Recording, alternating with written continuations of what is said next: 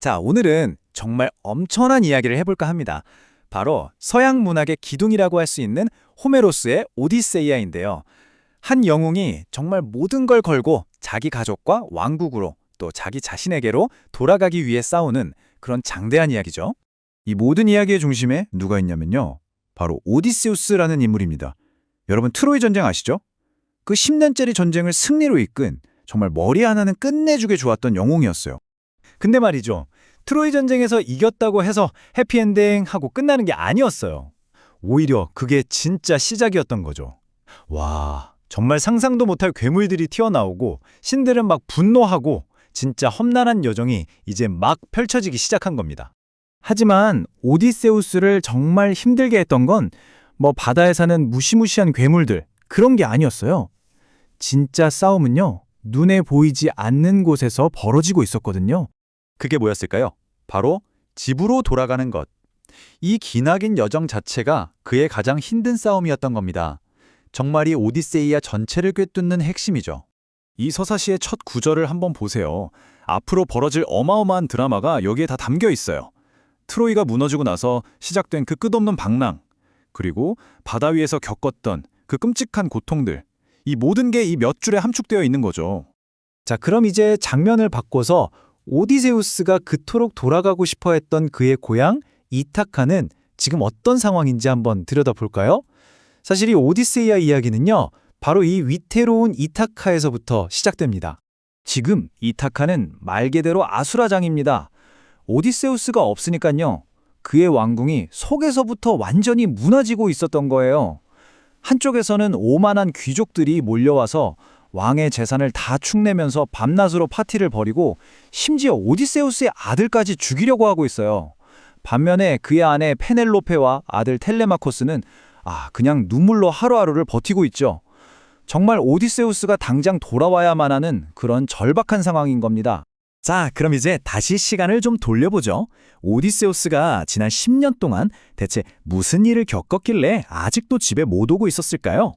바로 이 험난한 시련들이 그를 그냥 영웅이 아니라 훨씬 더 지혜롭고 강인하고 또 때로는 냉철한 그런 인물로 만들어준 셈이죠. 그의 여정은 정말 하나하나가 다 레전드급 시련이에요. 예를 들면 자기 이름을 아무도 아니다라고 속여서 외눈뻑이 거인 키클롭스에게서 탈출하는 장면, 정말 기가 막히죠? 부하들을 돼지로 만들어버린 마녀 키르케의 마법에도 굴하지 않고요.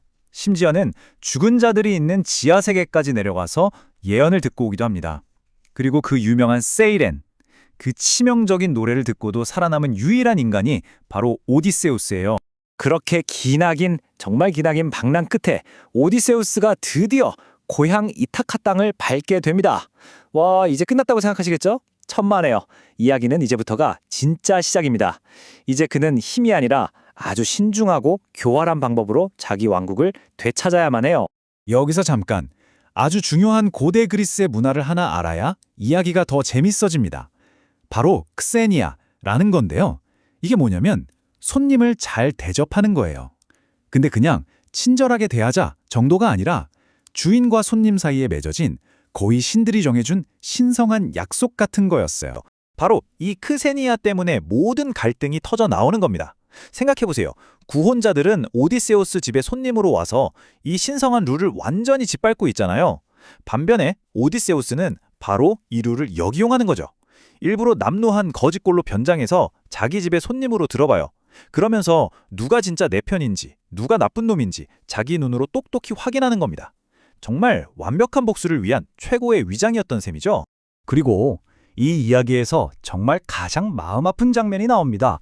바로 재회의 순간인데요. 그 누구도 알아보지 못하는 거식골의 오디세우스를 딱 한 존재만이 알아봅니다.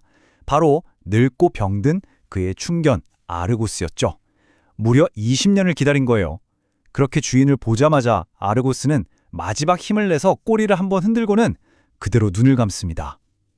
정말 가슴 찢어지는 장면이죠. 자, 이제 모든 게 터질 때가 됐습니다. 이야기의 가장 격렬하고 또 가장 피비린내 나는 클라이맥스로 달려가 보죠. 지난 20년 동안 쌓이고 쌓였던 그 모든 불의와 모욕이 마침내 심판을 받는 순간이 온 겁니다. 오디세우스가 상대해야 할 적이 몇 명인지 아세요? 무려 108명입니다. 전부 무기까지 들고 있는 구혼자들이죠. 그런데 이들 앞에 선 건 오직 오디세우스 단 한 명뿐이었어요. 누가 봐도 이건 정말 이길 수 없는 싸움처럼 보였죠. 클라이맥스의 시작은 페넬로페가 던진 한마디였습니다. 남편의 활을 쏘는 사람과 결혼하겠다. 구원자들은 비웃으면서 너도 나도 달려들었지만 아무도 그 활 시위조차 당기지 못해요.